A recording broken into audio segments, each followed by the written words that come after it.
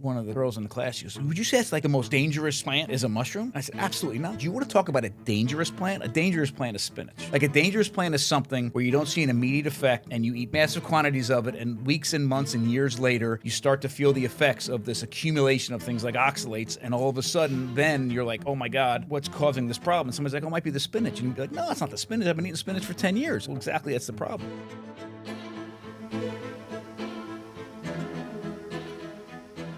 Bill, welcome to Austin. What a pleasure to have you in studio. I appreciate you making the trip down here. I am so glad it's worked out. It's thrilled to be here. Second time on the Meat Mafia podcast. First time in person. First time we had you on was episode 107, which was about 2 years ago.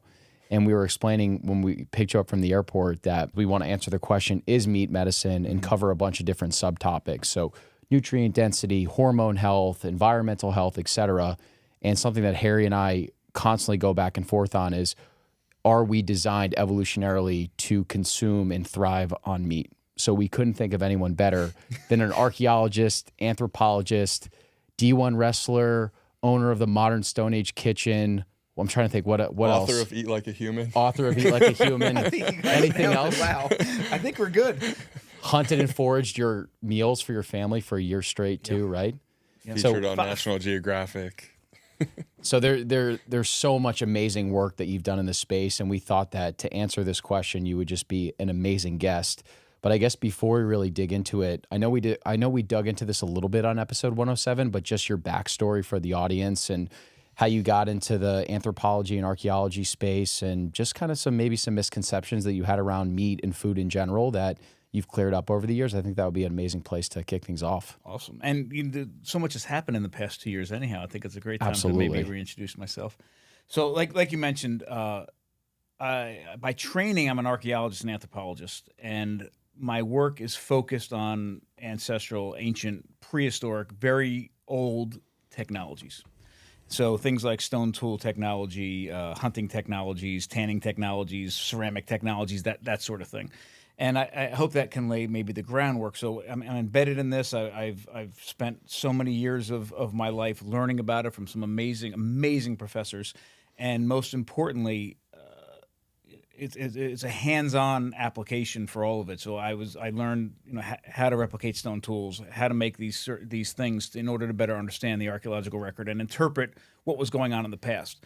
So with that sort of in the background, my story around food is, I have had an incredibly unhealthy relationship with food my entire life. Sick, overweight, metabolic disease, all sorts of issues. And we can dive into some of that later. But just know that for almost all of my life, up until my 30s, I was very, very sick from food-related issues and tried every single diet on the planet.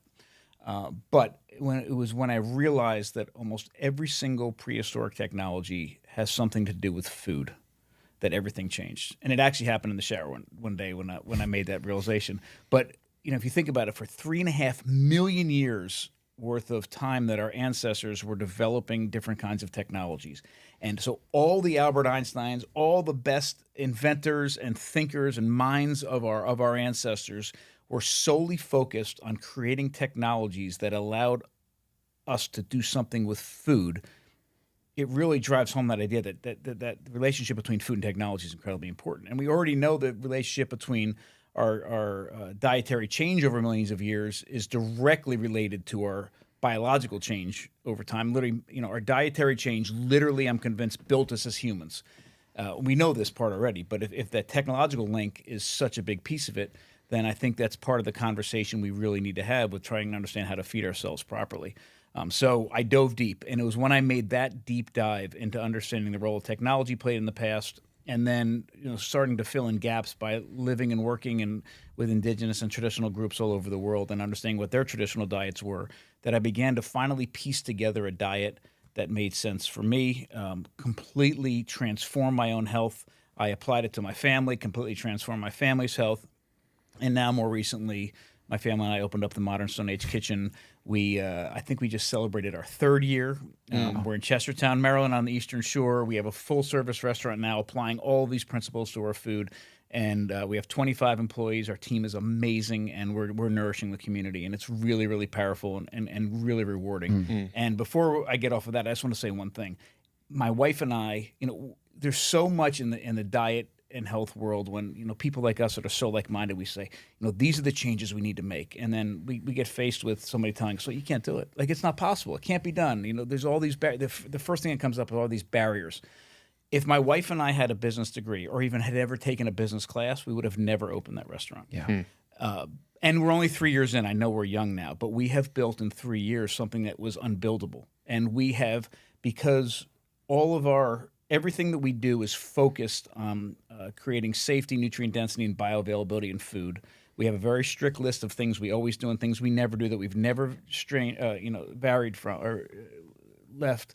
And there's no two ingredients put together outside of our walls means that we get to put all of our money into people. And we have a team of 25 people that normally a restaurant our size would maybe have 7 or 8 because their Cisco rolls up, they pull out the tray, they put it in the microwave, they open it up and put it on, pretend it made its way to a plate somehow. We have people that I'm so proud. We have people where we're paying them really a good wage, and they're invested in what they're doing. And we have this awesome team, awesome atmosphere. I can't wait for you guys to come. But anyhow, the reason I'm bringing it up is it is doable. These changes are doable. And I think what's stopping it is people telling us that it's not. It's so awesome just hearing you tell the stories of what you guys are doing now, because what I really respect about what you've done is combining studying the past, but also applying things to today to actually help improve people's lives, not only employees, but also the people who show up to your restaurant and are actually able to nourish themselves in a healthy way, but also still enjoy the food that they're eating. Like, eating healthy doesn't necessarily need to taste badly. But one of the things I wanted to dig into with you was just your study of these technologies and understanding what did these technologies actually say about what we were designed to eat. So I'm curious, as you've gotten deeper and deeper into understanding these tools, what did you see pop up in terms of what people were eating thousands of years ago and even further beyond that? I hope I do this well, because sometimes I screw up the explanation. But the short answer is, the more that I learned about what these technologies can offer and how important they were in our dietary past, the more that I realized that question, what are we designed to eat, is really almost nothing. Like, we are right now today in the state that we are, and this is a very important point I think people need to realize, is that we as a modern human, a modern Homo sapien, are designed to consume solely biologically. I mean, literally taking something with our hand and putting it in our mouth and using our own anatomy, our own digestive tract to make it safe and make it nourishing. We're designed to eat almost nothing without the aid of some sort of technology. And so, real quick, before we dive any deeper, we need to make the distinction between processing food and ultra-processed food. Ultra-processed food, we all know how terrible that is. So that's when I say the word processing food, I'm not talking about Doritos or something like this. When I say processed food, I'm talking about the essential role technology plays in transforming a raw material into something that our body can safely and efficiently make use of and derive nutrition from. So we require, and this is very important, I wholeheartedly believe this, we require processing in almost every food that we consume today. There's a role that technology plays and has played. The only food that we are perfectly designed to consume. If you look at a cow is perfectly designed to consume tough vegetable materials, things like grass. They're anatomically completely built for that.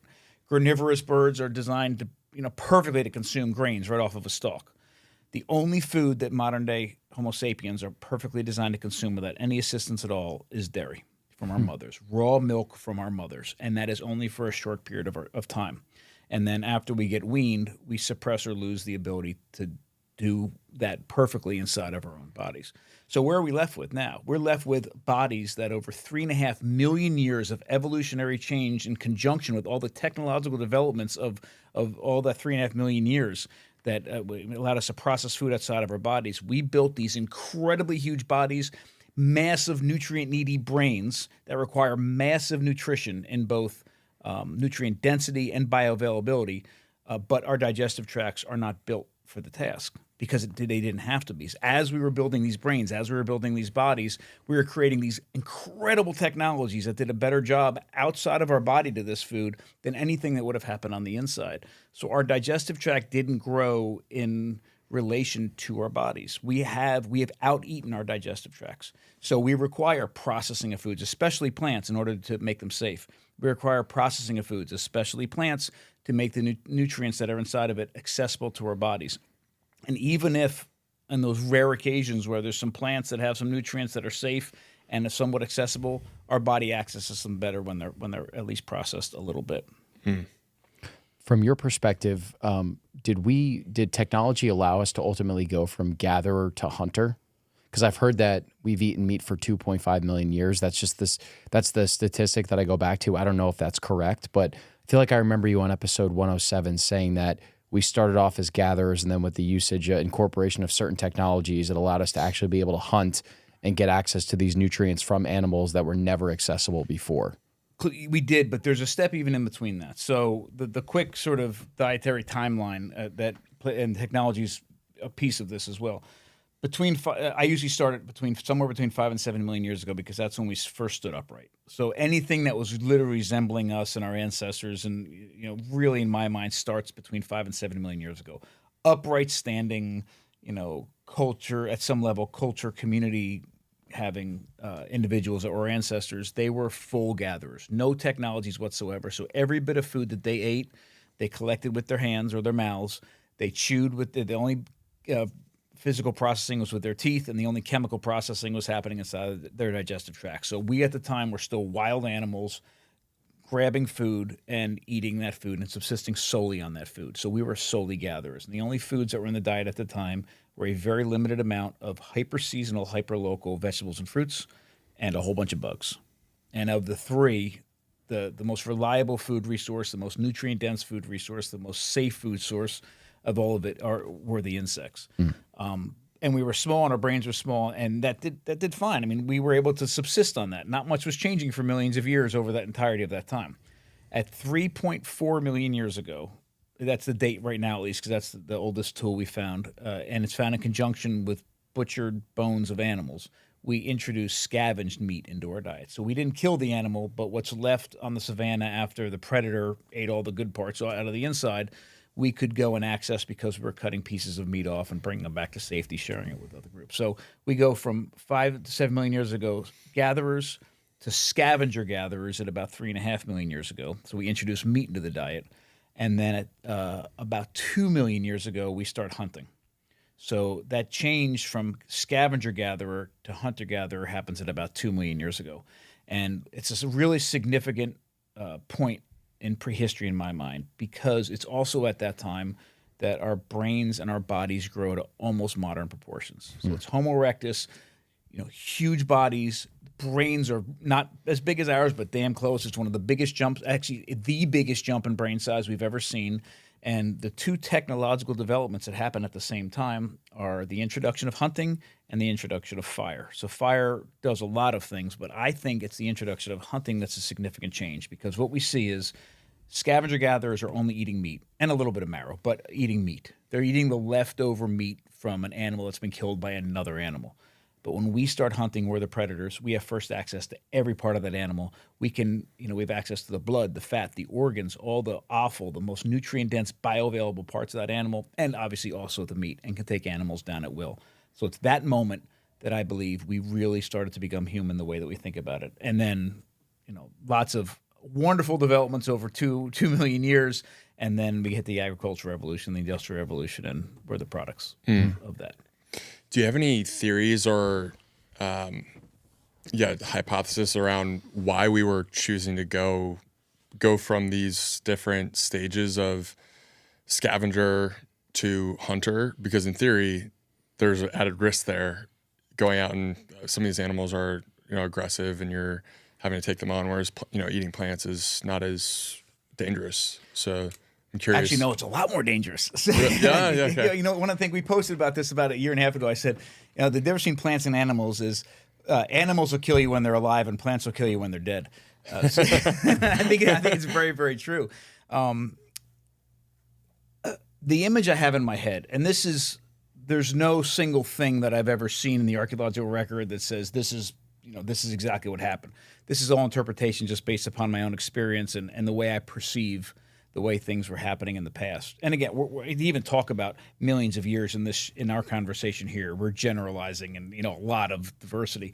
But one of the things that I like to think about, the way that I think about it is today, and we might have talked about this in the last time we spoke,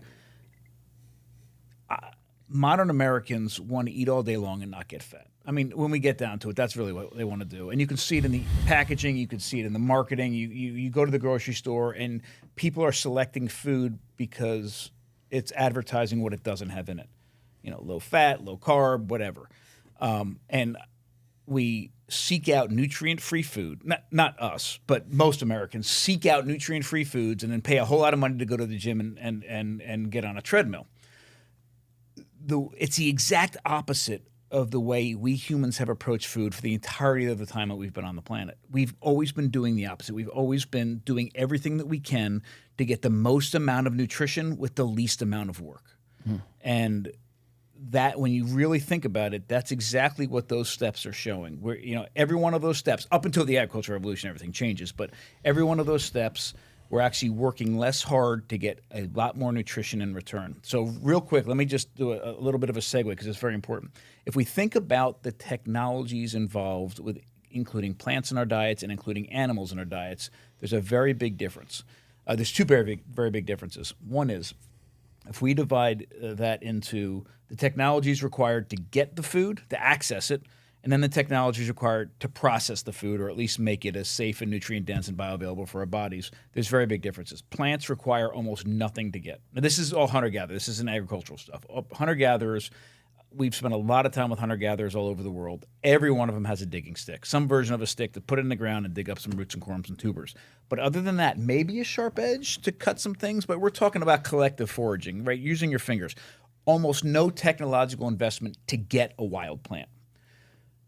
Animals are the opposite, right? All the technological investment for animals is in getting it, overcoming our physical limitations, and whether it's a trap or a spear or an atlatl or a bow and arrow or a net or a fishing hook or whatever it is, a lot of technological investment goes into getting that animal, right?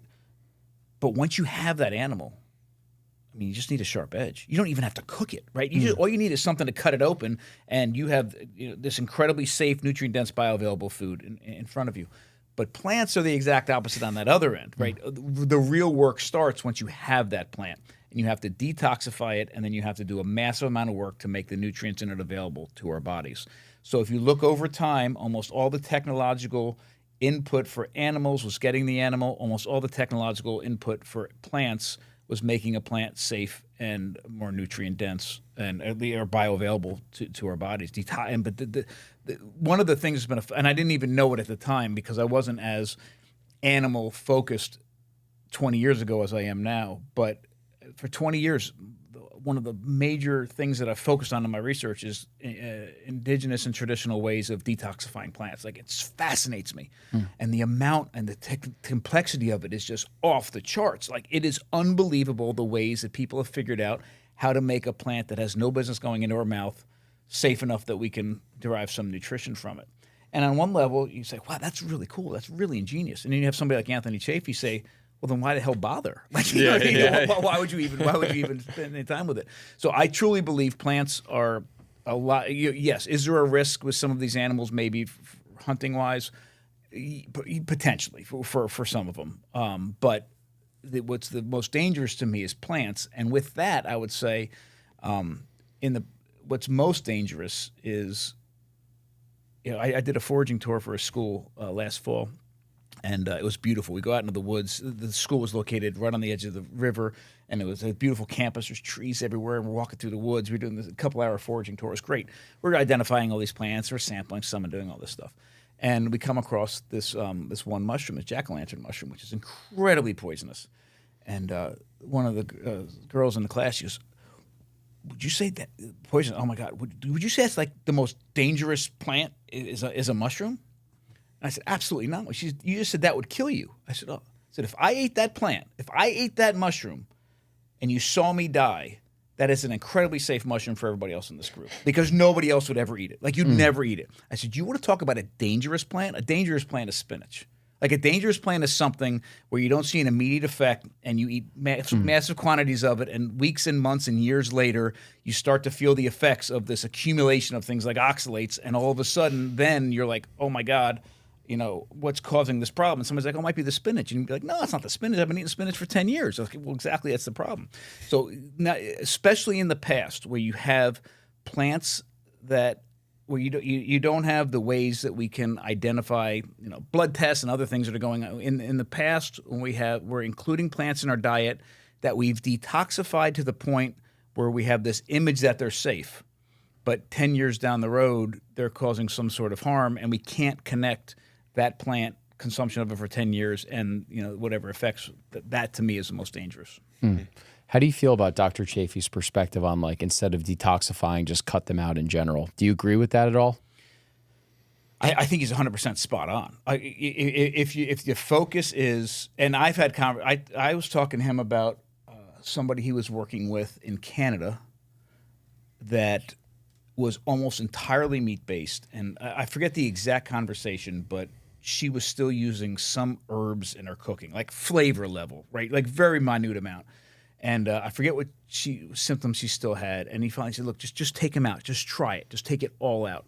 And he said, according to him, once she took them out, whatever the last little ill effects were completely gone. He's right. I do believe if you want a toxin-free diet, you can guarantee that with carnivore. However, if that's your goal, I do find value, and I know we had this conversation a little earlier. I do find I love Brussels sprouts. I love Brussels sprouts fried in lard with bacon. One of my favorite things on the planet. I love it. And when it's cooked properly and it's crispy, I mean, I enjoy the flavor, I enjoy the texture, I enjoy all of it. So we include plants in our diet. There are things about the thing that I think we need to focus on is, and our kind of eat like a human approach is eating an ancestrally appropriate diet, but recognizing we're living in modern times. And finding that balance is the key, because there's a piece that the nutritional piece of it, whether it's bioavailability or macronutrients or micronutrients or safety in our food or all of those things are incredibly important from a biological level. But food is permeated every single part of our life. It's part of our tradition. It's part of our religion. It's part of our politics. It's everything that we can't nourish ourselves fully as humans if we're solely focused on just the biological aspects of it. So I'll eat my fried Brussels sprouts. But I do believe he's right. Not necessary, but for enjoyment, cultural things, aspects, like you can incorporate those things, but not necessary. I don't think they're necessary from a nutritional level if you're eating the entire animal. If you're eating the entire animal and that animal has been raised properly and fed the right diet, I don't know. You do not need vegetables from a nutritional perspective. But from that, but very few of us are eating the entire animal as much as we should be, and very few of us are getting animals that have the maximum amount of nutrient density because of how they may have been raised, right? So for that, there's other things we need to think about for sure. Even certainly, and I used to not be a fan of supplementation, but I know that the food we have today is not the food we had 5 million years ago. Well, that's a really important segue, because there are a lot of carnivores that are just relying on ribeye, strips, ground beef, etc. But it sounds like that's very different than what our ancestors were doing to thriving, like that holistic animal approach. Maybe we could dig into that a little bit. Absolutely. And one of the things that used to bother me a lot, because I grew up in the 70s and the 80s, and if you wanted to be healthy, there was an element in the 70s and the 80s of recognizing the importance of protein. Like, we demonized fat for sure. We demonized cholesterol, but most people seemed to understand the value of fat. So the answer to it was, if you're going to eat, you need to 1 egg a week, max. I know we're laughing about it now, but it was a reality in my life for years. 1 egg a week max, and feel guilty about it at the same time, and chicken breast. And I just remember how weird it was, like, to go to the store and just get chicken breast. Just get chicken breast. Just get chicken breast. And even as a kid, I'm like, where's the rest of the chicken? Yeah. So, and then you'd ask questions like, how much should I eat? I always grew up my entire life thinking it was weird that you could go to the grocery store and buy a chicken breast you could, if you were focused, really focused, you could walk right in and just get the chicken breast and not even see another part of a chicken on the shelf. And then you could walk away. I thought that was weird. But now I also feel, and I think this is a great way to start to answer that question, I feel like we've gone a little weird on the other side as well. Like, we have a lot of famous celebrities eating massive amounts of bull testicles online and that sort of thing, right? Which is raising an awareness of the value of, or at least that there's other things out there we can eat from the animal. But I have so many people coming to me now, and how much liver should I eat? I know liver's like a superfood now. Like, how much should I be eating? And it's a really strange question. And I remember that I did a presentation recently and I showed this picture. When we were in Tanzania living with the Hadza, there was a night, and actually it was when we were filming that Geo show, the very first episode, we had no idea what we were doing. And when we went to film each episode, we would land in a place and get to spend about a week with a group somewhere. And we would learn that plant's safe, that plant's going to kill you. I remember there's one plant that was there. If we ate it, it wouldn't make mosquitoes stop biting you, but it would make it, when they bit you, it wouldn't itch. I love that plant. A lot of different things. Where the snakes were, all the kind of, so we'd learn all this stuff, right? Behavior patterns, animals. So we were literally living with a group and learning all these. It was one of my favorite parts of the show. So, but when we were doing that part of it, we were just like living in tents and, normal. And then when we started filming, for the 10 days that we filmed, then everything was what you see on TV was what was going on there, at least for me and Kat. And then they put us up at a 5-star resort for 2 nights, and then we go to the next place. It was this really weird thing. But the first night we were out there, we were in the middle of nowhere in Tanzania, and it was super dark, and we were with this one Hadza group, and everybody there, we were with about 6 or 7 guys that were in maybe their 20s. They were in baboon skins and all this, and we had a fire. And we had headlamps because it was the tent part of the whole thing, right? And I don't know if they'd ever seen a headlamp before. So they kept looking at it and pointing at it. And then we had a translator, and they said through the translator, it's maybe 10 or 11 o'clock at night, and they said, hey, can we borrow that headlamp, that thing, because we have to go get water for everybody. We'll be back in an hour. So we gave them our headlamps, and they take off. And then all of a sudden we realized, like, we have no lights. We're in the middle of the savannah in Tanzania, and like we started hearing the, hyenas and everything else, and we're like, Jesus! And there's nobody here to protect us. Like, what are we doing? So we're just sitting there trying to pretend we're not scared, but every one of us was scared. These guys were gone for hours. I mean, hours. They came back at probably 2 o'clock in the morning, happier than hell, and they had shot a genet cat out of a tree, and it was hanging over its shoulder. And they were so thrilled because it was the first time they ever went hunting at night because they had these lamps. They didn't go get water. They went hunting with our lights. Anyhow, they brought this cat back, and the first thing they did was we cut it up, and we shared all the organs, and then they kept the meat for the next day because the organs were going to go bad, but then the meat they was going to share with everybody. And I think about that image of them coming up out of the where the trees were with this genet cat, and they're carrying these bows and in their baboon skins, and asking them that question, like, how much liver should we eat? And they would look at it and they'd be like, what the hell kind of question is that? How much liver does it have? And then we're going to eat the kidneys and the heart and the pancreas, all of this, and then we're going to eat the meat, and then we're going to go kill another one. Like, I don't understand what that question is. But we are so disconnected that for as much as we can go to the grocery store and buy chicken breasts and nothing else, we can go to Whole Foods and buy 20 pounds of chicken livers and not see another part of the chicken. So that, first of all, that connection is essential. And that's one of the things, one of the best things I think that I've done food-wise as a father in our house is we've always brought in animals. Like, we brought feathers and skin and hair and bones and hoofs and things that resembled the shape of an animal into our kitchen. So even if our kid, even if my youngest daughter never wanted to butcher anything, but she was there and she knows what the inside of that looks like. She knows, the average size pig, the size of the liver that's in there. This is not, it's not foreign to her. And I think that thought process is when we jumped in body and brain size the most ever in our evolutionary past of 2 million years ago is because we were hunting and had full access to the animal. I'm convinced that's the primary reason. Fire played a role, but that was the main reason. And that massive amount of nutrition that's in a state that it is so incredibly bioavailable, you have to look at it and your body gets nourished, right? It's that state, that food, that nutrient density, that bioavailability is what literally created us as humans and allowed our brains to grow and our bodies to grow, all of those things to happen. That if we're not eating the entire animal, then we're missing a large piece nutritionally. But I also think, and this is just as important, we're missing that connective piece. If we're not eating that entire animal, we really don't know what we're doing. And we're relying on podcasts, and we're relying on doctors and other people to tell us how we should be eating. And it shouldn't be the case. I'm thrilled that you guys have this podcast, but I wish we're in a state we didn't need it. Yes. Right? So eating the entire animal, having connection to the animal helps with that as well. It helps inform us and empower us. But it also is the most, it is the most ethical and sustainable way to go about including animals in our diets, without a doubt.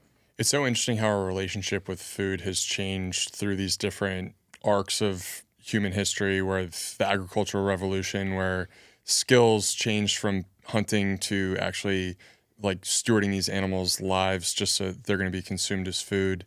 And it's so fascinating where we're at today, because we don't have these skills, and now we don't even really have the information, to the point where, I took a class in college, and it was about Mediterranean food and culture. The first day, the professor put a slide on the screen and it said, "What is food?"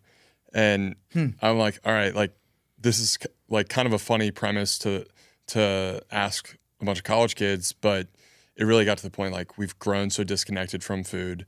We now think a bag of Doritos is considered food, when, back, hundreds of years ago, we had a whole different relationship. We knew every little thing about the animal. We wouldn't waste any part of the animal. Going back to your point on, this efficiency equation of not wanting to spend enough energy to get the animal and then, consume everything that animal provided. So I do think that, these little arcs throughout history are really incredibly interesting to examine. But I'm imagining from your perspective too, going to these indigenous tribes and then seeing like how the West has our relationship with food. Like, they're living in a different time period almost. So do you observe that and think, how interesting it is? Like, their skills and relationship with food is just so different than ours. Oh, absolutely. And connected. I mean, I think the best thing we can do is find a way to connect with our food. And we like to say, like, removing a link from your food chain. Like, the number one thing, what can I do right away? Remove a link from your food chain, whatever that happens to be. If you buy chicken breast right now, then go buy a whole chicken. If you're already going to buy a whole chicken, then go to the farmer's market or go to the farm and get the chicken. Whatever that, and I think it's an empowering way to think about it, because there's so many of us in this space that, well, if you're going to be healthy, you need to kill all of your animals and you need to do this, and this is the only way you can live it. And it's so much information from somebody coming from a modern Western diet that they're just like, I'm done. Like, I'm not even going to try, right? One step implemented every single day, every single week, every single month can make a big difference. I know I'm talking to the meat mafia, but one of the biggest things that I did in my house, I wholeheartedly mean this, is when we decided to never buy bread again. Like, literally, we were never, and we haven't. Not even a loaf. And we're going to make all of our bread. And this is when my kids were young, and I said, I'm going to make every loaf of bread that my kids eat from this point forward. And what kind of change can that make? So again, for many people listening to this, they're like, oh my God, bread, just bear with me for a minute. My kids eat sandwiches, and I know that, and they enjoy eating sandwiches. And if I at least could make sure that the 2 slices of bread that went on every single one of their sandwiches every day that we were in school for however many years they're in school, we're talking about hundreds and hundreds and hundreds of slices of bread over their childhood. If I could make sure that was made with the most high-quality ingredients, 100% wild, long-fermented sourdough, that made a difference. 1 slice of bread didn't make a difference. Thousands of slices of bread made a difference over that many years. And so those little small incremental changes, I think, are incredibly, incredibly important, no matter what they are. Yeah, it goes back to that nuanced topic of stop demonizing foods, demonize the way that it's processed, where like the bread you're talking about is probably 4 ingredients, right? Or something really minimalistic. Yeah, it's 4. Versus the bread at a grocery store where it's literally like 25 plus ingredients. Our sourdough pretzels at the Modern Stone Age Kitchen are not only are they 100% wild long fermented sourdough, they have 5 ingredients. 5. And do you guys have a Wawa's out here? You know Wawa? No. I actually don't think they do. No. I think Bucky's just trumps you guys know everyone. what it is. Yeah. Oh, I get it. Jesus, Bucky's. That could be a full tangent. Pretzels at Wawa, I looked at the soft pretzel. I counted the other day, had 32 ingredients. 32 ingredients. It needs to have 5. And again, it's one of those things you can't. Bucky's. I went to my first and I think only Bucky's a couple months ago, and we were looking for something to eat, and we went over to the meat section. So I picked up the pulled pork sandwich just to look at it, and I started reading the ingredients, and I had to turn the package over. I mean, if it didn't have 70 ingredients in it, I'd have been surprised. 70 in pulled pork sandwich, that was it. Dude. It's wild. It's actually crazy to think about the fact that there are probably north of 1,000 food products in Bucky's, and you can't find a single thing that's agreeable with your diet that we're talking about here. I grabbed the chicken. There was a fried chicken skin thing or something in a bag. Is what I ended with, and I ate one of them and I almost threw up. It was weird, and I love fat. I mean, I love fat, and I bit into this thing and I couldn't do it. But no, I could. Thousands of things in there. Water. Yeah.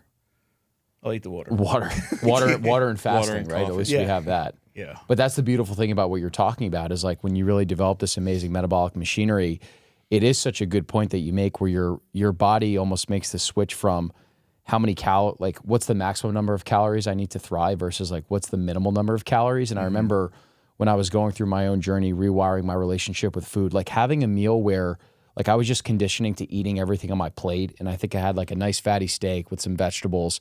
And I think I ate like 3/4 of the steak. I was like, I'm good. I'm full. And I knew that, like just that intuition that you have. Where you're in touch with it. You know what it feels like. Yeah. Yeah. You're not just like bypassing. It's like you're like on manual overdrive where like Harry's talking about a bag of Doritos. You could know how terrible the Dorito is for you, but you're eating that entire bag regardless of if you're full or not because it's so damn hyper palatable. And I think there's a part of it's perception as well. And your professor made a great point. What is food? It was really hard when my wife and I were going through this journey together, and she used to be a vegetarian. I didn't force anything on her. She actually, when she was pregnant with our son, she just started craving meat, and that was the end of it. But just this deep dive towards ancestral approaches to food and that sort of thing. We've been on this journey obviously together, and it's a give and take relationship. I mean, she'd pull me back from, going down these rabbit holes and, back and forth. But one thing that was really difficult is when I realized how terrible some of these foods were, like nut and seed oils, for example, I'd like, get rid of them. She's like, no, we can't throw food out. And we'd have these conversations back and forth, and we couldn't always get past it. So it would sit there for 2 years in a cupboard, and we just never would eat it. And finally, we came to the realization, it's because of our perception of what food is, right? If our answer to your professor is food is something that is supposed to nourish us, then that isn't food. It's not wasting food. Putting the nut and seed oils in the garage by the other lubricants where they belong it's not food. It's doing us harm. So throwing it out is not a bad thing. It's not like, because our grandparents would have grown up during the Depression. The idea of throwing food out would have been, oh my God, are you kidding me? But it isn't food, and I think that's what we really need to think about. From your perspective, from somebody who's studied a lot of different cultures and their food habits, what's your take on the blue zones? Like, do you think that there's merit to how we've been talking about and portraying this blue zones? Because it's gotten a lot of hype, and I think it's one of those things that caught a lot of mainstream popularity pretty quickly, and then it was kind of just like, oh, blue zones are, correct. Like, this is the right way to be eating. I'm so glad you brought that up because I think our perception of the blue zone diet is so incredibly dangerous that opportunities to speak about it are really worthwhile.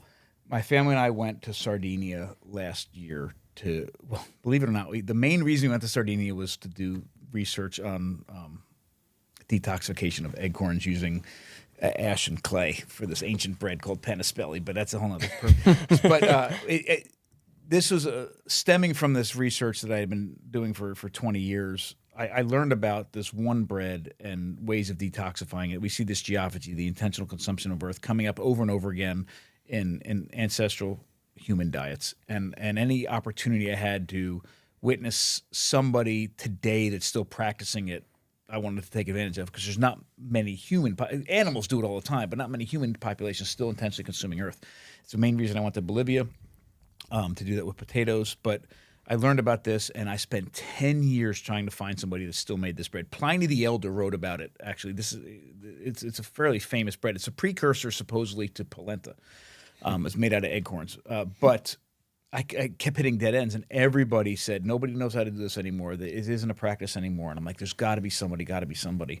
And then I finally caught a break about 2 years ago, and I found 3 elderly women in this one village that still knew how to make it.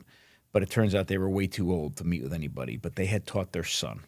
So I finally got in contact, and years of work. And I finally got in contact with their son, and he said, please come, and I'd be happy to show you. So I was thrilled, even though I don't really eat many plants anymore, and definitely not acorns.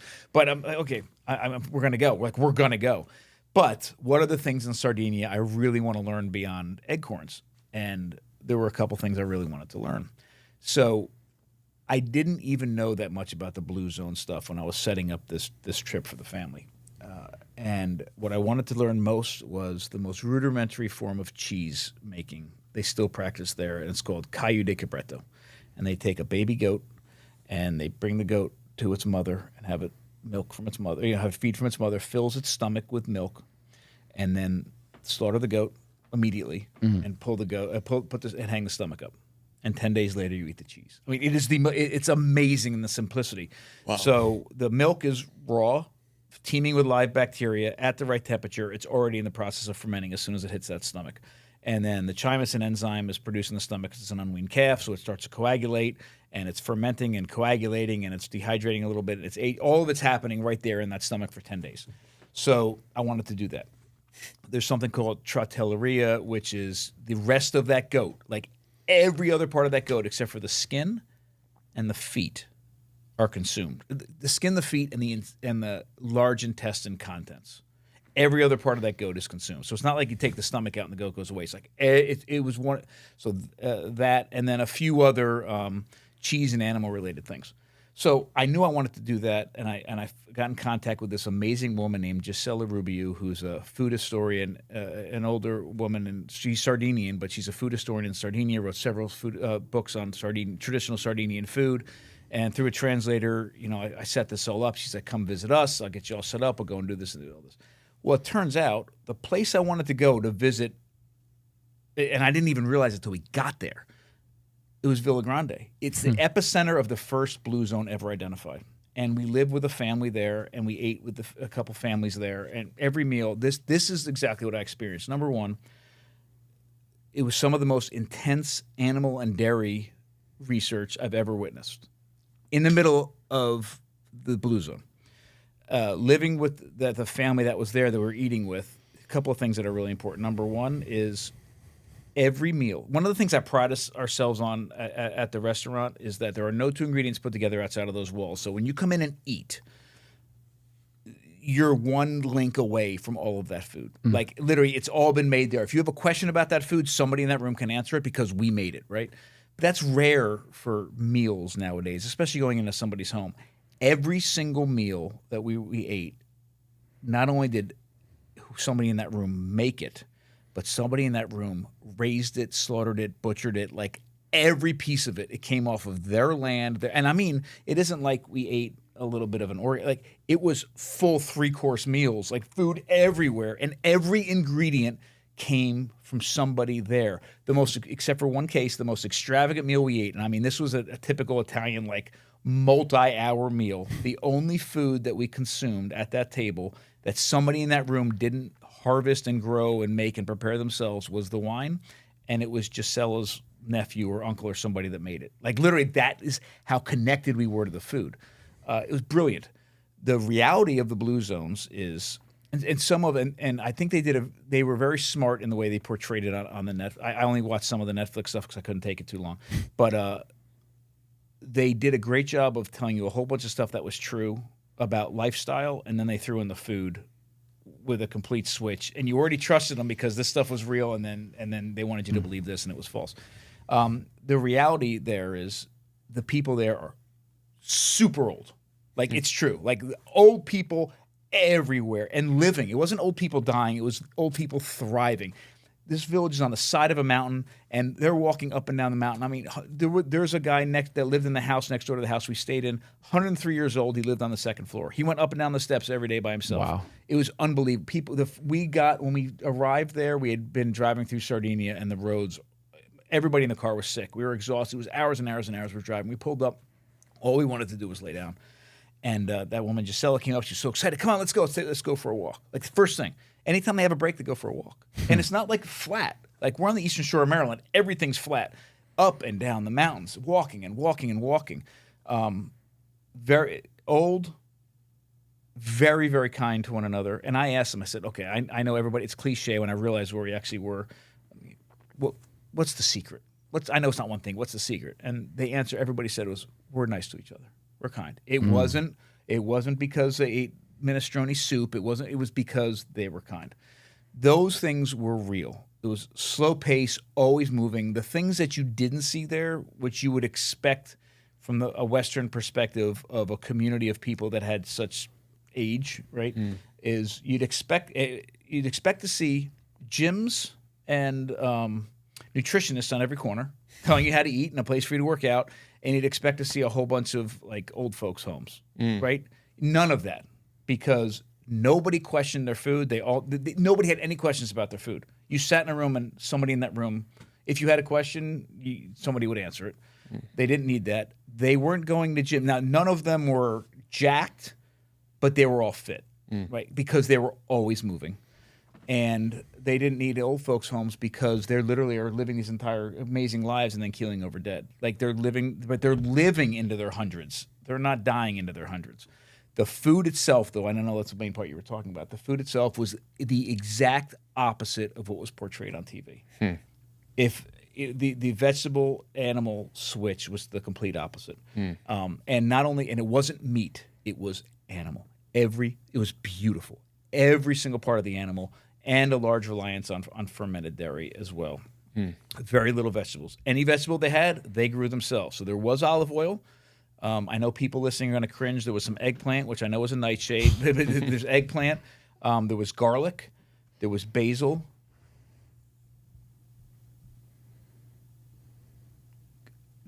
There was, what was the fruit? We had something fruit-wise. But, I mean, that's how hard I'm struggling to tell you the vegetables that we had. And I brought up minestrone soup, and they laughed. Because I guess minestrone soup is supposed to be a part of this whole Blue Zone kind of narrative. And they're like, we don't need a minestrone soup. Like, I don't know where they got this minestrone soup thing. And they're laughing at us. So interesting. I will say, I've talked to people that have been in the areas in Greece there, and they're like, it's the same thing. In fact, some of the dishes are very similar to what I experienced there.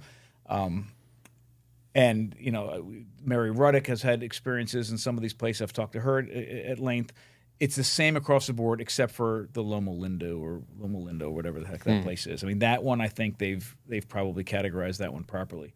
But it's dangerous. I mean, it is because we are now getting policies set up on people thinking that this is not only a proper diet, but that it's an actual diet itself. And the narrative is wrong. And this is the kind of thing that impacts people really, really hard. That it's going to impact them for the next 10 years. It's going to take us 15 years to crawl out of the issues.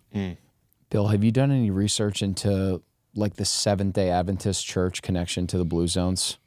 No, except just the kind of stuff like Marty Kendall and those I've talked about, but no. Yeah, I had heard that a few years ago that church actually bought the Blue Zones. Like they own that whatever company created the documentary, they own it.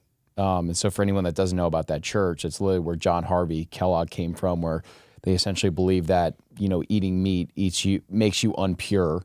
And so like sex and masturbation and all these urges are impure. So you should be eating foods that take that urge away, which is how Kellogg's was ultimately created. And, you know, a lot of the research that Harry and I have come across, was it Belinda Fettke that we had on the podcast? Yeah. She's uncovered so much history around the Seventh-day Adventist Church essentially being like the kingmaker of like the standard American diet in the United States. And that's what I meant. Yeah. Yeah. It's fascinating. And there's someone like you who's like, let me go see this for myself and actually go to a blue zone.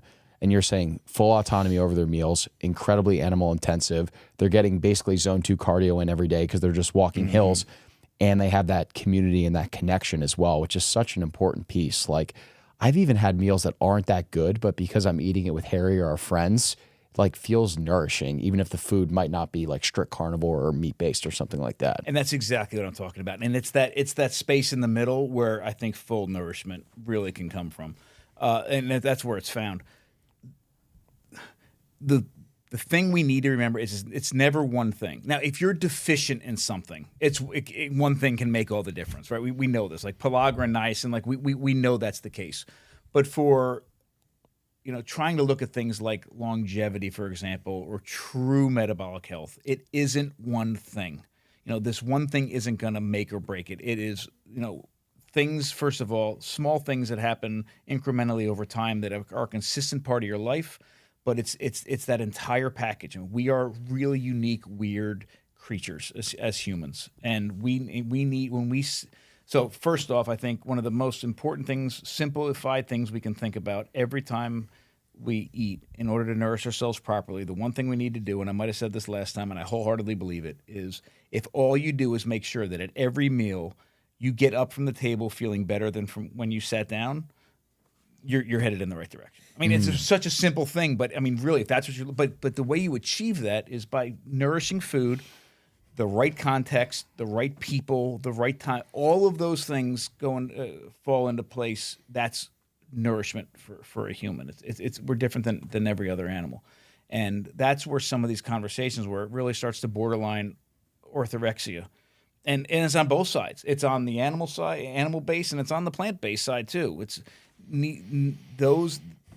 I at least think true nourishment happens in a space where there's balance and there's grace and there's that space for improvement, certainly, but that understanding that I'm doing the best that I can. And one of the things that I love about some of Sean Baker's message is, I saw you last weekend at the What Good Shall I Do conference. Amazing conference. Regenerative farming is exactly the direction we need to be moving in. Some people can't afford it. And Sean Baker gives people that, just by saying it, gives people that space to say, if all I can do is afford a McDonald's hamburger patty, then that's better than the alternative, right? And we need to be able to have that conversation, and all of us need to be able to be in that same conversation. When you look at the modern American diet, what do you think most people are missing when it comes to their perception of like what the proper human diet looks like? What are we missing? There's a couple things. It doesn't be one thing, does it? No. Okay. Okay. The dangers of improperly processed plants are huge.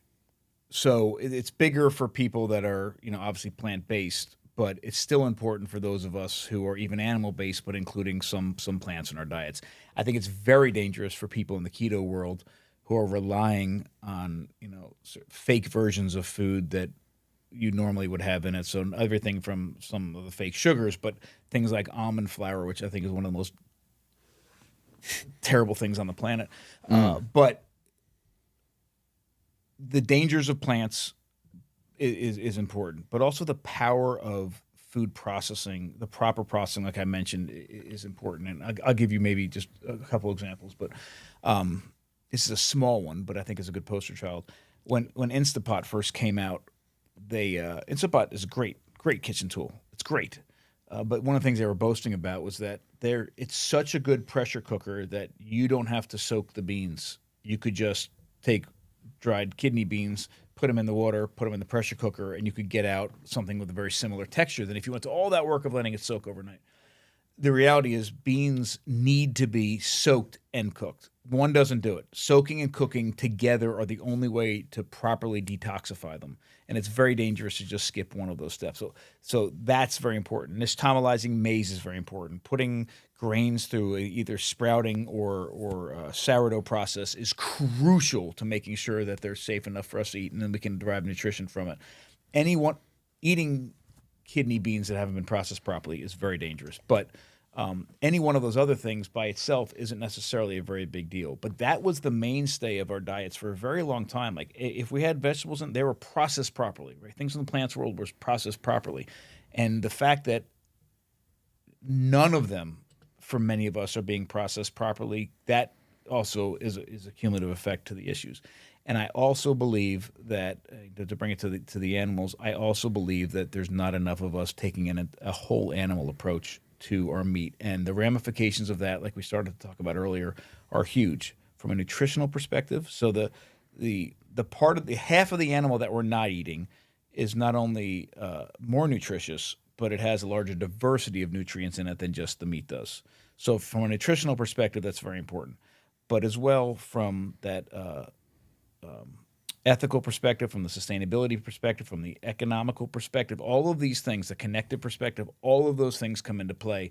And I really believe for those of us, we're all like-minded in this room, for those of us who are really pushing the idea that animals are an important part of our diet, I think need to jump on that wagon, because if we don't, there's a piece of the conversation that's missing, and it's hard to defend. It is very hard to get up here and say, oh my gosh, I get the most incredible regenerative ribeye I can get, and I eat ribeyes every single night, and be able to defend that from all the ways that it can be attacked. And if we're really going to push that whole agenda forward, I love ribeyes, but I think consuming that entire animal is an easier place to defend the attacks that are coming at us.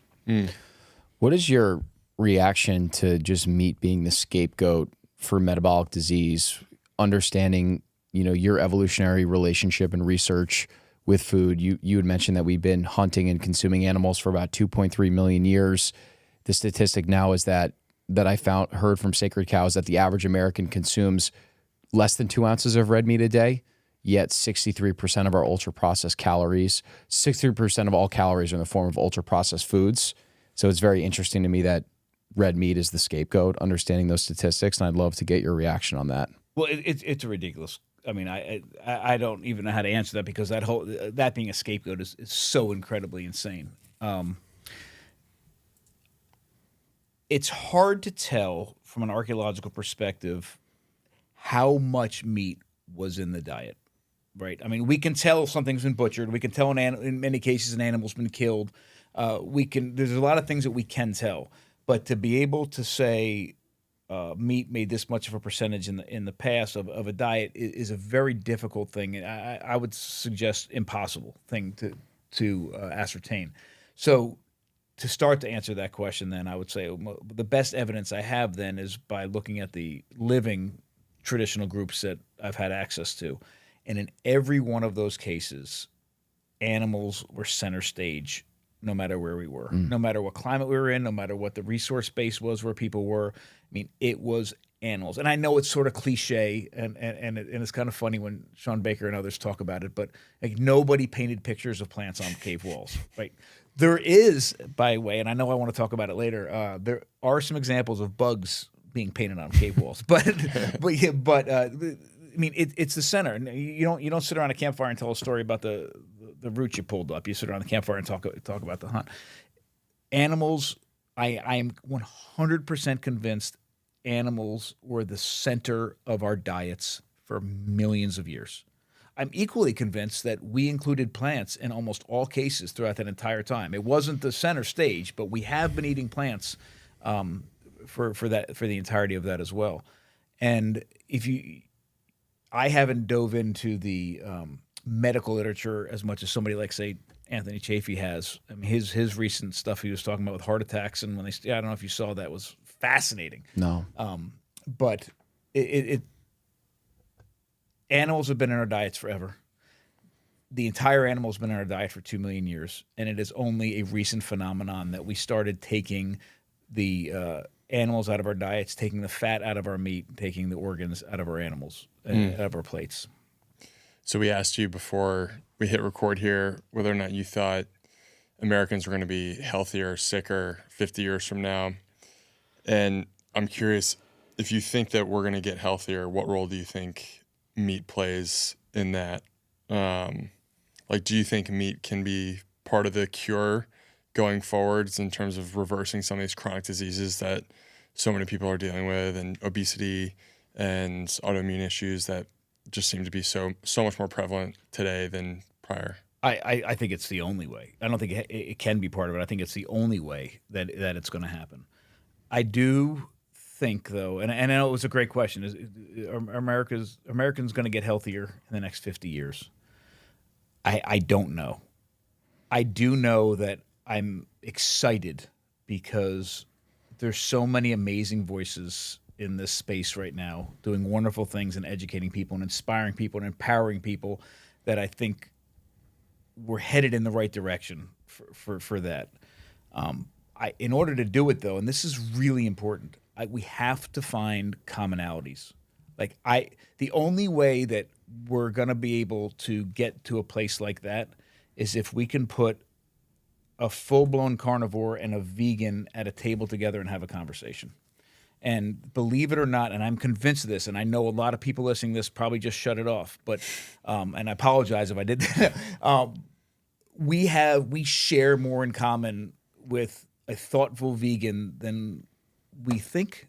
I mean, most of the people that I know that are making decisions to have a plant-based diet are doing it for very good reasons. I don't agree with how they're applying it, but you cannot attack the reason that they're doing it, or at least many of them, right? So whether they want to be nourished, whether they want to be ethical, whether they want to be sustainable, hell, those are the same three things that are important to me.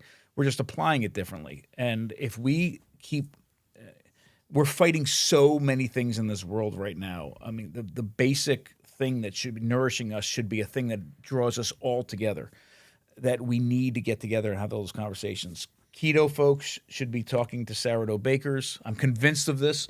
Carnivore folks should be talking to vegan. It's the only way it's going to happen. And I know it sounds like a stretch, but remember, I started this with, I should have never started this restaurant, or we should have never started this restaurant. It's never going to work. It is working. And those are the conversations we need to have, because there's pluses and minuses to all of it. And there's things that we haven't considered probably in the carnivore world, and things we haven't considered in the keto world that we can learn from one another. And I don't mean we need to get to the place where we're convincing somebody else of something. That's not the point, and I don't think there's any reason to do that. I mean, the message you guys have is strong, and if somebody's not ready for that message, it doesn't matter, right? They have to be ready to receive that message. The place that we can get where we give each other the space to do what we need to do and not stop one another from doing something else is where we need to get to in order to be healthier. I am convinced that it is once we can break down that barrier that's keeping an animal, we shouldn't even talk about in these terms, animal and plant-based worlds apart, that we can get to a place where, hey, you know what? Maybe there's something that the vegetarians and vegans haven't considered. I'll give you a quick example. And I know it sounds crazy, but this is a working example. And I might have said this last time. I taught at Washington College for 15 years. And every fall, I ran a class. It was a primitive technology and experimental archaeology class. And throughout the 13 weeks of the semester, I taught the students a whole bunch of different primitive technologies, and we used them to create a meal. Now, there was other things that we learned and did, but the reality was I love to end things with a meal, especially one that we've all built together. So one week we made very basic stone tools, and the next week I brought a whole bunch of deer that everybody butchered with their tools. And then obviously that meat ended up as a part of the meal at the end. But every single semester, and we're talking about 18, 19, 20, 21-year-old students, and every single semester I'd have at least one vegetarian, if not a vegan or several vegans in the class. And that's great.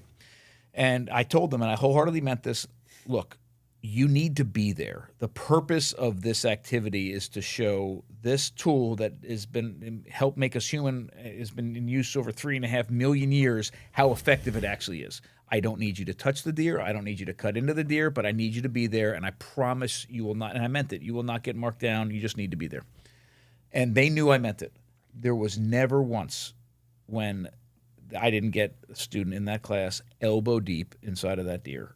And in some cases, the people that were plant-based were most engaged into it. I mean, partly because some of the kids in the class were already hunters and things, it wasn't a big deal for them, but so engaged. And I gave them a safe space to explore and learn something. And they were very interested in animal rights. They were very interested in animal suffering. They're very interested in all of those things. And it was the first time they had access, visceral access to connecting at that level. And they dove in, literally dove in. And that's the kind of space we need to create if we're going to be healthier in 50 years. I think regenerative agriculture can be a bridge too. I know a lot of, I probably know like 10 former vegans that did the diet for a set period of time, maybe a longer duration, and just like felt those nutrient deficiencies, and their blood work was showing that, and their functional medical doctor was telling them that they need to incorporate meat. So they're like, all right, well, if I'm going to eat meat, I might as well get it from the most regenerative, ethical source that I can. They eat those foods. They feel amazing. They go out to the farm. They realize that these animals are living these amazing, happy, healthy lives. They're regenerating the soil. It's providing for the local economy. And they were actually closer than we realized with the plant-based diet, because you see a lot of crossover from people that are plant-based and carnivore, where it's like their heart is both in the right direction. It's just the disagreement over like the right micronutrients. But to your point, it's like if you can get them in the same room, I think people would realize that there's so much more in common than they realize. And these arguments between carnivores versus people that are animal-based versus people that are, pescatarian, et cetera. In the 300 episodes that Harry and I have done this show, we've realized that there are so many different approaches that have worked for people.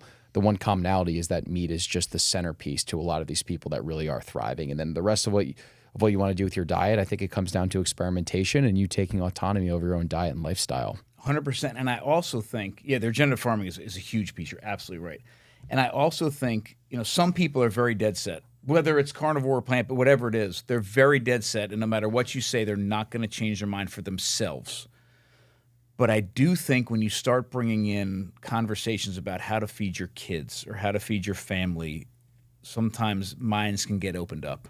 So, even if the best that we can do is to show somebody who's on a fully plant-based diet that kids, especially when they're very, very young, require the right kind of nutrition, and you're not going to get that from a plant-based diet, that even if the result of that conversation, the conversation in a safe space is that they're starting off their kids, with a great chance of life with the right kind of nutrition, that's a huge win. Powerful. Yeah, absolutely. One of the things that you mentioned you wanted to talk about was the insects. And I think you caught me off guard personally the first time you brought it up on the podcast, because I was like, oh, wow, I didn't realize Bill was actually like thinking about this and saying that it's actually a part of the human diet. So I'm curious just to get your perspective as we talk about finding common ground, because this is a controversial one. It's a controversial one, and it shouldn't be. So this is the same. We have these arguments, not we. People in the food space have these arguments because of these kind of artificial groups that we put these conversations in, and then all of a sudden we draw a line in the sand, and if you're this, then they're silly. And bugs is a great example. If you want to be, if your goal is to eat an ancestrally appropriate diet, it must include bugs. Bugs have been in our diets for millions and millions of years before meat did. But bugs have been in our diet for millions of years before meat made it into our diet. And that made it into our diet 1.5 million years before the entire animal made it into our diet. And the entirety of this time, bugs continued to be in our diet. And they continue to be in the diet of traditional groups around the world today. So the artificial sort of, I forget what it's called in the argument world, sure, what's his name will tell us, a straw man or whatever, but we've set up the wrong argument. And then all of a sudden we're arguing with it. It's not a meat or bug conversation. It should be a meat and bug conversation. I'm not suggesting that we should give up our meat and eat bugs. What I'm suggesting is if you dig deep and you're like, okay, I really want an ancestrally appropriate diet. What are the most nutrient-dense, bioavailable foods that have been in my diet for the entirety of the time that humans have been on the planet and our ancestors have been on the diet for millions of years? Then it's meat, organs, and bugs. And sure, if you're going to come to me and say my choice is either bugs or meat, well, I'm going to pick meat.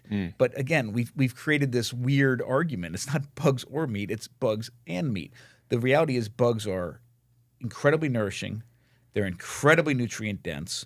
They're bioavailable, not as much as liver, but they are bioavailable. And whether we want to hear it or not, they are incredibly sustainable to farm.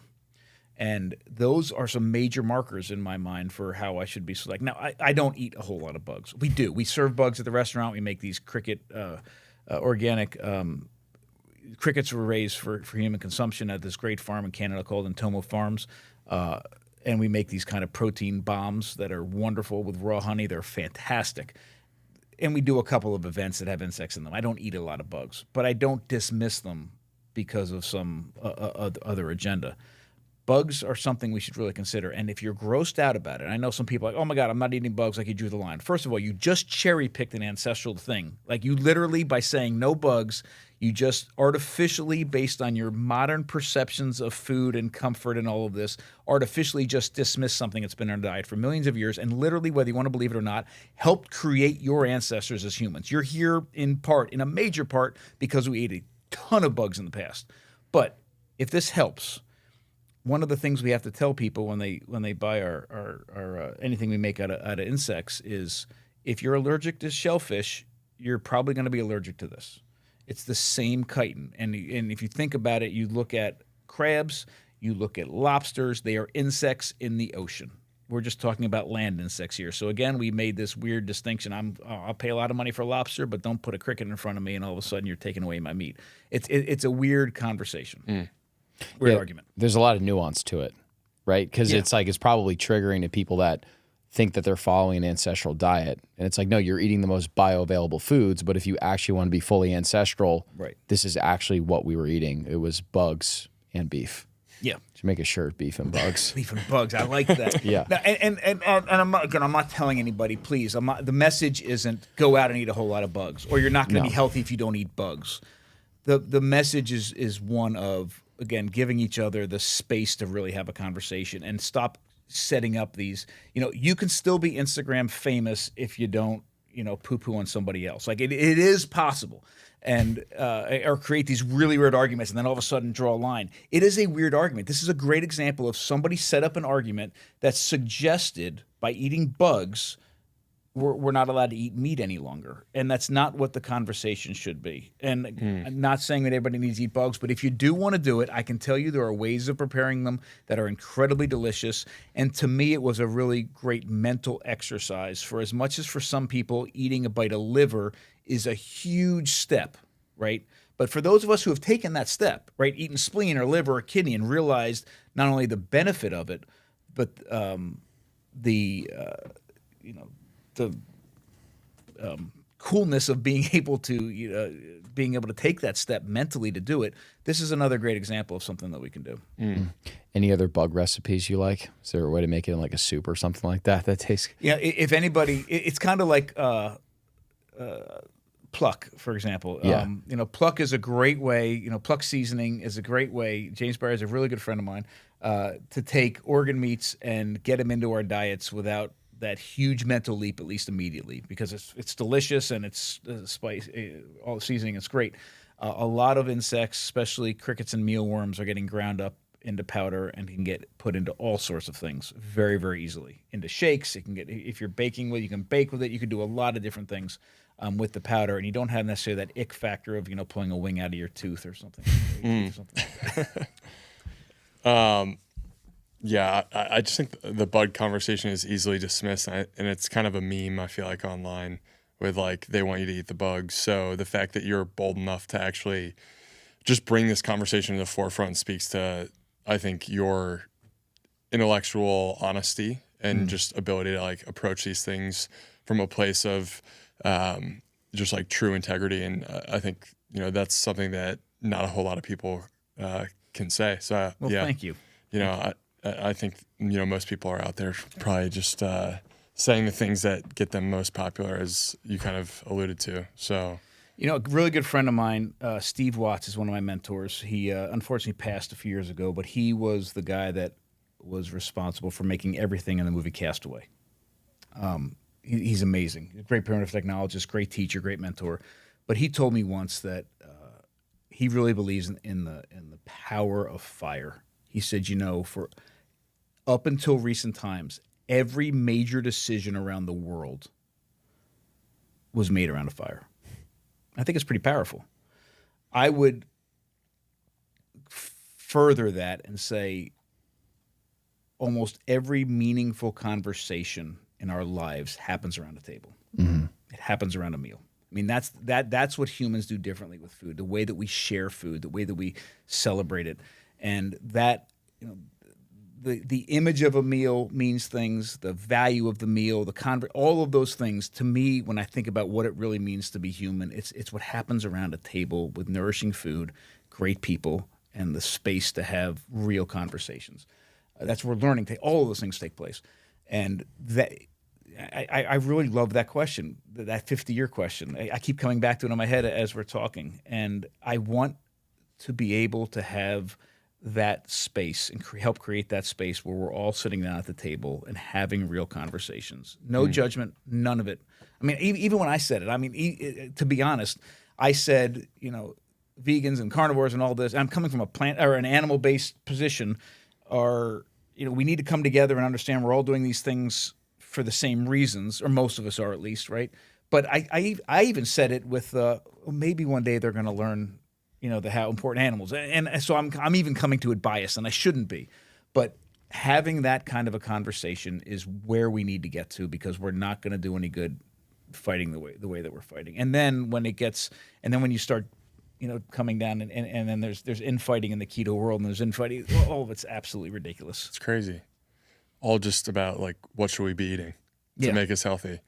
And one of the things that you said about the blue zones that stood out to me was the kindness aspect, because you talked about them living longer because they're kinder to each other. And there's something about the table that forces people to show up, and, you know, you mentioned all the different components of the meal. So they're reliant on each other. They're communicating with each other. They're contributing. Those are all aspects of kindness, ways to communicate kindness without actually, you know, complimenting somebody. It's like genuine, like, I'm going to bring you food to your house and we're going to share this meal together. Like, and I'm going to nourish you. Yeah. Is there a way to be kinder? I'm not sure. I don't think there is. No. And you know what? That's really funny, because we've lost so much of that in our modern Western world now, right? We don't have that sort of thing, and I think we replace it with things like Christmas gifts, and, you know, but totally. That's meaningful. That is here. This is going into your body. This is going to nourish you, and so as much as the conversation around that table is, and the hugs, and all the rest of it, and on top of it, and I know this is maybe starting to get a little bit silly. Not silly isn't the right word, but maybe this minutia, but it's very important. There's a lot of things being shared at that table. There's looks and glances and parenting and conversations, and, you know, all of the correcting one another, all of these things, sharing information, and we're sharing microbes. I mean, we're totally. Literally, hands are touching, we're touching food. All of that stuff goes into creating, to me, the healthiest situation in the entire world. And I will also say, we have been all over the world in areas where sometimes we had a translator, sometimes we didn't. And sometimes, when I was in Bolivia and Peru, we were with an Aymara family, and I speak that much Spanish. And you know what? They spoke about that much Spanish too, because they spoke Aymara, and there was no translator. But the ability to connect over food is universal. I mean, it is a human thing. And sitting down and having that meal, it doesn't matter what language you speak. It is so incredibly beautiful and powerful. Yeah, communication is so much more than just words. It's warmth, it's body language. It's like this shared thing that comes from breaking bread and cutting steak with people that you care about too, you know? And the opposite of this is pressing a button on your phone, ordering DoorDash, getting some industrial ingredients and industrial oils delivered, and then eating by yourself. So I think when you think the next 50 years, it's like there's the DoorDash gateway, and then there's like this connective, nourishing experience as well. And I think it's possible, man. It's like my litmus test is always my friends in the Northeast, like how interested are they in the stuff that we're talking about? And we're getting incredible interest from our friends back home. We're like, I remember making some of these changes in 2019. People thought I was insane, where now they're like, hey, what's a great farm in New Jersey that I could get meat from or milk from? Or what recommendations do you have on beef tallow? And that's just my litmus test for, I think the tide is turning, and just more conversations like this will just push the movement forward. And hopefully eventually podcasts like this don't even need to be necessary. Yeah, but I love them. Well, we love them. We'll do them for fun. We won't do them about Exactly. Let me just say one thing about, I've seen at the restaurant too, which is very, very cool. So many people in the restaurant world are worried about taste, and they should be. Taste and texture and presentation, and those are important elements in food. And when we started this restaurant, we did it literally, logistically, the way that it all happened fairly quickly, and we didn't know what the hell we were doing. So we just literally took my book, and that was the basis for all the recipes in it. And I wasn't, maybe naively, but it ended up being right. I wasn't concerned about taste. I wasn't concerned about, I was concerned, I was dead set focused on, I want to put the most nourishing food possible on the table. I mean, I was worried about taste, but it wasn't my goal. That was kind of the side thing. And I said, I'm going to put the most nourishing food possible on the table. That's exactly what I'm going to do. And I'm going to make sure it's the safest, most bioavailable, period. That was it. And and I said, people are going to come because they realize it's the most nourishing food that they can get. And they came. But they didn't come for that.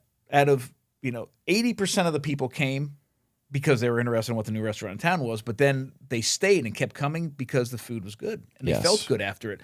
And many of our customers, we didn't realize it till months, in some cases years later, that they had no idea. Maybe we didn't do a great job of advertising, but they had no idea the health benefits of the food that they were eating. It should make sense. The most nourishing food possible should also, just by default, be the most delicious and satiating food that we can put into our mouths. Because, we're hardwired through all this millions of years of evolution to enjoy. It's one of our defense mechanisms. We should be enjoying and eating more of the food that makes us healthier. And it really, really worked. Go ahead. I was just going to say, Mark Schatzker has a book called The Dorito Effect. I love that book. Nutritional wisdom is exactly what you're just talking about. I think that a lot of people, when you get on the industrial processed food merry-go-round, you lose that nutritional wisdom and your taste buds are completely hijacked. But once you start eating an ancestrally consistent diet, your taste buds are actually starting to tell you more and more about what you should and shouldn't be eating. Yep. And the satiation, all of it, like that whole idea I said earlier, I want every one of our customers to get up feeling better than when they came in. And actually, we're going to put something on the door. When you walk back through these doors, you're going to feel better than you do right now, or something silly. Christina said it was silly, so we didn't do it. But I mean it, not only in food, but in that entire context that they experience when they come in. They should feel better in every sense after they've gotten up and leave the restaurant. And same thing for every table we sit down to. Yeah, it's really this rewiring of negative programming that you're giving up something to eat healthy in the form of taste. And I always go back to the chef Marco Pierre White, who won 23 Michelin stars in England. He trained Gordon Ramsay, and he did a talk at Oxford like 5 years ago. And one of the students asked him, what makes a great chef? And the first thing he said was that great chefs understand that Mother Nature is the true artist. So this is a guy that's one of the best chefs of all time. And it's like, and you look at the recipes that he puts on YouTube, they're just very, very simple dishes, just single ingredients, minimal spices. And there's a way to cook that and make it taste absolutely delicious too. Two things come to mind when you say that's so important. One is we're really good friends with a fantastic coffee roaster in Easton, Maryland, Rise Up. And one of the owners, Noah Kegley, is a great friend of ours. And he told me a story a couple years ago. One of his coffee roasts. It's a great company. They go to every farm they source from. They talk to the people picking the bean. They're fantastic. But there was this one farm. I forgot where it was, but supposedly the grower was very, very famous, and they were so lucky to get this guy's coffee beans to come in to roast. And their head roaster was about to pee himself that he had access to these beans. But then the guy, the farmer, was coming to visit, and the roaster was so excited, and the farmer walks in, and the roaster was all nervous and talking to him and so excited, and the farmer looks at him. He says, "How long does it take you to roast these beans?" And he says, "I forget what it was, 8 minutes." He said, "All right, it took me 3 years to grow them. Don't screw it up."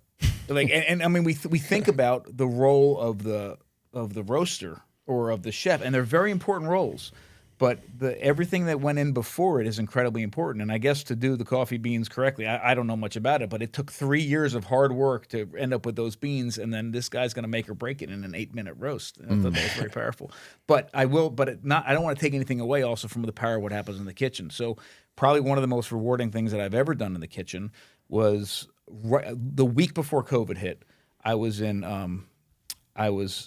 in Brazil speaking at a conference, and I don't know if you guys ever watch Chef's Table, but the first season, Alex Atala, who's one of my favorite chefs, it was his conference, and he asked me to go. He's actually on the board of our nonprofit, but this is well before that, and he has a couple great restaurants. But he had the speakers come to his really, really, really DOM is the restaurant, and he asked me ahead of time. He said, "Can you come in and maybe show my team how to make the stone tools?" I said, "Oh, absolutely." So I go into, at the time, the best restaurant I've ever been in my life. We went in there early. I'm literally in the kitchen of the best restaurant I've ever been in my life, and I'm squatting down with a rock in my hand and showing all these chefs how to make a stone tool. And then I had each one of them do it. And I'm like, this is. And I told them at the end, I said, you need to make sure that they realize that they're not just making food. Like, they are doing what our ancestors have been doing for millions of years, and taking a raw ingredient and putting it through a process to nourish somebody. I mean, what more important thing can you actually be doing? They're doing that in this kitchen. They're not just making it pretty. They're not just making it taste good. They have the power to transform a raw ingredient into something that our bodies can make incredible use of. And it all started with that tool. And I thought that was really, really cool. Wow. I have a great picture of everybody with their little tools. Wow. Including Alex. That's incredible. Well, we can't wait to get up to Modern Stone Kitchen soon, because based on everything that you've talked about, 25 employees, amazing culture, just the experiences you've had traveling and being able to bring some of that stuff into your guys' restaurant, like, I can only imagine how good it is. Well, I can't wait to have you. Can you put us on the payroll for a week? You don't have to pay us anything. And Nolan, we're there. Well, listen, I want everybody to know two things I want to mention very quickly. One is anybody who's coming, we do have options. I mean, if you want to eat strictly carnivore, you want to eat strictly keto, you can absolutely get that there. But the main thing that we do is that we take familiar food and make it as nourishing as it can possibly be. So if you want the most nourishing pizza you've ever had in your life, come, because we'll give you pizza. So if you're coming, and again, you're hardcore and you're not only going to eat pork rinds and bacon, then that's fine, and we have it for you. But if you are, if you're of that mindset that, hey, every now and then I can take a step outside of that particular viewpoint and maybe try something else, ours is the place to do it, because I guarantee you we made it as safe and nourishing as it can be, and we made it with a hell of a lot of love. So we do pizzas, we do tacos, we do sandwiches, we do soup, we do all of those things as well, but it's all made in-house, and it's all made according to our principles. So it'll be 100% wild, long-fermented sourdough crust. We make all the salami, we make the pepperoni, we make all the cheese from local milk. It's a wood-fired pizza, so I can't wait to serve. So that's number one. Number two is we just started a program, an internship program, where people can come and spend a day. Well, we like it to be at least a week, but for as long as they want to come for. So you guys come, we got you covered. You're in there making it. Absolutely. But if anybody watching this is interested, please give me a shout. We have a woman coming Friday from Ohio for a month. We have a woman after her coming for 3 weeks.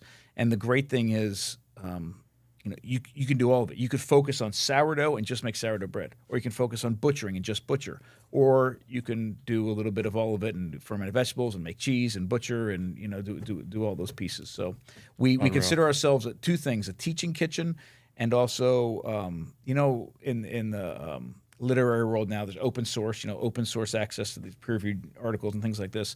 We consider ourselves an open source kitchen. We love to make food for people, but our mission is to empower people to make that food for themselves and their families in their own home. So if there's a recipe or a technique or something somebody wants, it's wide open, and it's yours. So yeah, we'd love to have you anytime. We're gonna set that up for sure, man. Okay. But we just believe in your message so much. That's why we were so excited to have you on for this episode. So thank you so much for doing this. Thank you for the work that you do, leading by example, and just very grateful to call you a friend. And we've learned a lot from you, man. So appreciate it. Well, likewise, it's an honor to be on your podcast. Thank you. Thanks, Bo.